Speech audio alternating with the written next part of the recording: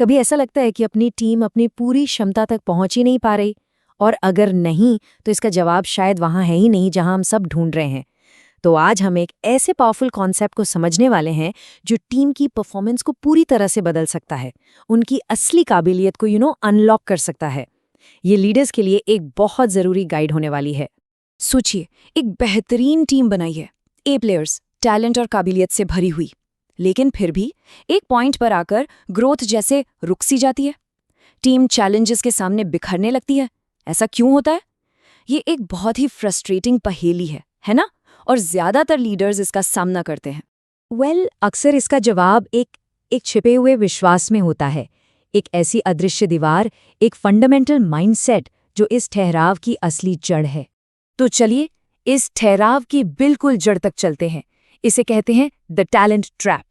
एक fixed mindset, एक ऐसा जाल जो सबसे टैलेंटेड टीमों को भी आगे बढ़ने से रोक देता है। तो सवाल ये है कि आखिर ये फिक्स्ड माइंडसेट है क्या?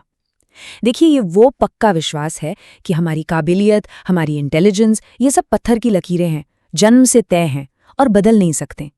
और जब टीम में लोग ऐसा मानने लगते हैं ना, तो उनका सारा फोकस अपनी काबिलियत को बढ़ाने में नहीं बल्कि उसे साबित करने में लग जाता है। वो मुश्किल प्रोजेक्ट से बचते हैं। क्यों? अरे भाई, क्योंकि अगर फेल हो गए तो उनकी कमियां सबके सामने आ जाएंगी ना। लेकिन इस लिमिटिंग सोच का एक बहुत ही पावरफुल ऑल्टरनेटिव भी है, और बस यही हमारी पूरी बातचीत का बेस तैयार करने वाला है। देखिए, इन दोनों माइंडसेट के बीच का जो फर्क है ना, वो जमीन आसमान का है। एक तरफ है फिक्स्ड माइंडसेट। ये क्या कहता है कि काबिलियत तो इनेट है, पैदाइशी। यहां गोल क्या है? बस स्मार्ट दिखना। तो जाहिर है चैलेंजेस से बचो और मेहनत को तो कमजोरी समझो। और वहीं दूसरी तरफ है ग्रोथ माइंडसेट। यहां ये माना जाता है कि एबिलिटीज को डेवलप किया जा सकता है। गोल है सीखना, चैलेंजेस को गले लगाया जाता है, और एफर्ट को मास्टरी का रास्ता माना जाता है। सिंपल शब्दों में कहें तो एक है खुद को प्रूव करना और दूसरा है खुद को इम्प्रूव करना। तो ठीक है, थ्योरी तो समझ आ गई, पर असल में वर्क प्लेस पर ये दोनों माइंडसेट्स दिखते कैसे हैं? स्पेशली जब कोई बड़ा चैलेंज आता है या फीडबैक की बारी आती है, तब इनका असली रंग साफ नजर आता है। और ये अंतर बहुत बहुत साफ है। कोई चैलेंज सामने आता है तो फिक्स्ड माइंडसेट वाला क्या करता है? रिस्क से बचता है, फेलियर से डरता है। वहीं ग्रोथ माइंडसेट वाला, वो इसे सीखने का एक जबरदस्त मौका समझता है। और एफर्ट यानी मेहनत, फिक्स्ड माइंडसेट के लिए तो ये कम एबिलिटी की निशानी है। मतलब अगर टैलेंट होता तो इतनी मेहनत क्यों करनी पड़ती? पर ग्रोथ माइंडसेट के लिए एफर्ट ही तो ग्रोथ का इंजन है। और सबसे जरूरी बात, फीडबैक। फिक्स्ड माइंडसेट वाला इंसान डिफेंसिव हो जाता है, उसे इग्नोर करता है, जबकि ग्रोथ माइंडसेट वाला उसे एक यूजफुल डेटा की तरह देखता है, बल्कि वो तो फीडबैक मांगता है। अच्छा, इसका सबसे बड़ा सबूत कहाँ मिलेगा? चलिए, इसके लिए एक ऐसी दुनिया में चलते हैं जहां परफॉर्मेंस ही लिटरली सब कुछ है। Professional sports. माइकल जॉर्डन और बेब रूथ जैसे चैंपियंस के बारे में सोचिए। वो सिर्फ अपने टैलेंट की वजह से महान नहीं बने, नहीं, वो बने अपने जबरदस्त वर्क एथिक की वजह से। अपनी हार को, अपनी नाकामियों को वो खुद को इम्प्रूव करने के लिए फ्यूल की तरह इस्तेमाल करते थे। सच तो ये है कि उन्हें नेचुरल या गिफ्टेड कहलाना पसंद ही नहीं था। क्यों? क्योंकि ये लेबल उनकी जी तोड़ मेहनत को डिस्काउंट कर देता था। और यही माइंडसेट बिजनेस में इनोवेशन और रेजिलियंस के लिए चाहिए होता है। तो बात सीधी सी है, महान से महान परफॉर्मर्स के लिए भी टैलेंट सिर्फ स्टार्टिंग पॉइंट है, डेस्टिनेशन नहीं। तो अब आते हैं सबसे जरूरी सवाल पर। एज लीडर्स हम इस ग्रोथ की सोच को अपनी टीम में कैसे लेके आ सकते हैं? एक हाई परफॉर्मेंस कल्चर आखिर बनाए तो बनाए कैसे? यहाँ पर 4 बहुत ही प्रैक्टिकल स्टेप्स हैं।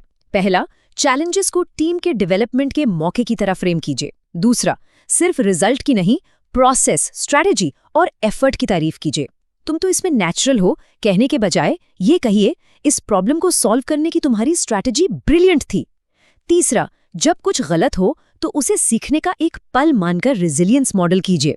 और चौथा, स्मार्ट रिस्क टेकिंग को एनकरेज कीजिए और उसे रिवॉर्ड भी कीजिए। और ये एक लाइन पूरी बात का निचोड़ है। एफर्ट और स्ट्रैटेजी, न कि इनेट टैलेंट, यही कामयाबी के असली ड्राइवर्स हैं। हर उस लीडर के लिए ये एक फंडामेंटल लेसन है जो एक रेजिलिएंट, हाई अचीविंग टीम बनाना चाहता है। कभी सोचा है ऐसा क्यों होता है? अक्सर इसका जवाब हमारे दिमाग के अंदर चल रही एक अनदेखी स्क्रिप्ट में छुपा होता है। यही जो स्क्रिप्ट है ना, इसी को हम माइंडसेट कहते हैं। और ये मोटे तौर पर दो तरह का होता है। एक है फिक्स्ड माइंडसेट, जिसमें इंसान ये मानकर चलता है कि हमारी काबिलियत, हमारा टैलेंट सब पत्थर की लकीर है, बदल नहीं सकता। और दूसरा है ग्रोथ माइंडसेट, जो ये मानता है कि अरे नहीं, मेहनत और कोशिश से किसी भी काबिलियत को निखारा जा सकता है, उसे बढ़ाया जा सकता है। तो इस बदलाव के सफर में सबसे पहला स्टेप क्या है? हमें ये पहचानना होगा कि आखिर वो कौन सी सिचुएशंस हैं, कौन सी बातें हैं जो हमारे अंदर की फिक्स्ड आवाज को जगा देती हैं। रिसर्च बताती है कि ये ट्रिगर्स अक्सर तब सामने आते हैं जब हम किसी बड़ी मुश्किल में होते हैं, जैसे कोई बहुत बड़ा चैलेंज हो, किसी ने हमारी आलोचना कर दी हो, या फिर हम किसी चीज में फेल हो गए हो। सबसे जरूरी यही है कि हम इन खास पलों को पहचानना सीखें। चलिए इसे थोड़ा और प्रैक्टिकल बनाते हैं। एक छोटी सी सेल्फ रिफ्लेक्शन एक्सरसाइज करके देखते हैं। इससे हमें अपने मन की उस आवाज को पकड़ने में मदद मिलेगी। ठीक है, तो जब एक बार हम उस आवाज को पहचानने लगें, तो अगला कदम है उसे समझना। चलिए देखते हैं कि ये फिक्स्ड माइंडसेट वाली आवाज असल में कहती क्या है, और इसकी जगह एक ज्यादा पॉजिटिव, ज्यादा कंस्ट्रक्टिव आवाज कैसी हो सकती है। ये आवाज, आप कह सकते हैं, हमारे अंदर का वो क्रिटिक है, वो आलोचक जो हमेशा हमारी तरक्की देखने के बजाय सिर्फ हमारी कमियों पर ही फोकस करता है। हर बात में जजमेंट। जैसे मान लीजिए कोई किसी काम में फेल हो गया, तो फिक्स्ड माइंडसेट वाली आवाज कुछ ऐसी होगी। और अब देखिए, ठीक इसी सिचुएशन को एक ग्रोथ माइंडसेट वाली आवाज कैसे देखती है। वो इसे सीखने का एक मौका बना लेती है। या फिर सोचिए, जब कोई बड़ा चैलेंज सामने आता है, तो ये फिक्स्ड आवाज फौरन इस बात पर फोकस करने लगती है कि अरे लोग क्या सोचेंगे, कहीं बेइज्जती ना हो जाए। लेकिन वहीं पर ग्रोथ माइंडसेट वाली आवाज, वो मानती है कि हाँ ये मुश्किल है, पर वो इसे खुद को बेहतर बनाने, कुछ नया सीखने के एक मौके की तरह देखती है ना कमाल? इससे पता चलता है कि सिर्फ नजरिया बदलने से कितना कुछ बदल सकता है। तो आवाज को पहचानना तो ठीक है, पर असली खेल तो अपने रिएक्शन को बदलने का है। और अच्छी बात यह है कि इसके लिए एक बिल्कुल साफ सुथरी प्लेबुक मौजूद है। ये 4 स्टेप का प्रोसेस एक बहुत ही सॉलिड तरीका है। इससे हम उस फिक्स्ड माइंडसेट वाले रिएक्शन को बीच में ही रोक सकते हैं और उसकी जगह एक ऐसा रास्ता चुन सकते हैं जो हमें आगे बढ़ाए, हमारी ग्रोथ में मदद करे। तो पहला स्टेप बहुत सिंपल है। जैसे ही वो नेगेटिव ख्याल मन में आए, उसे बस पहचानना है और एक नाम देना है। मन में कहना है, अच्छा तो ये है मेरी फिक्स्ड माइंडसेट वाली आवाज। और तीसरा स्टेप, ये सबसे जरूरी है, ये एक चॉइस का मोमेंट है। या तो हम उस जजमेंट को सच मान लें, या फिर हम उस सिचुएशन को सीखने का, खुद को सुधारने का एक मौका समझें।